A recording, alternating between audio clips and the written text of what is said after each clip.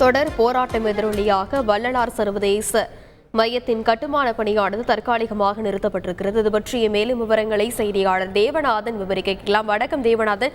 கடந்த 2 தினங்களுக்கு முன்பாக அதற்காக தோண்டப்பட்ட பள்ளத்தில் பார்வதிபுரம் மக்கள் இறங்கி போராட்டத்தில் ஈடுபட்டிருக்கக்கூடிய அந்த செய்தியை நாம் அறிவோம். தற்போது அந்த மக்கள் முன்வைக்கக்கூடிய கோரிக்கைகள் என்னென்ன, அவர்கள் முழக்கம் என்னென்னவாக இருக்கிறது?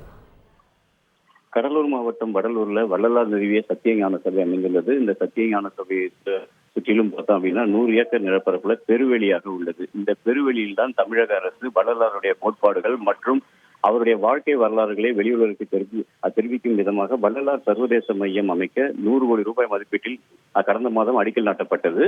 இதற்கு அந்த பெருவெளி திடலில் இதனை கட்டுவதற்கு அப்பகுதி மக்களும் மற்றும் வள்ளலார் சன்மார்க்க அன்பர்கள் பல்வேறு கட்சியினர் என தொடர் போராட்டத்தில் ஈடுபட்டனர்.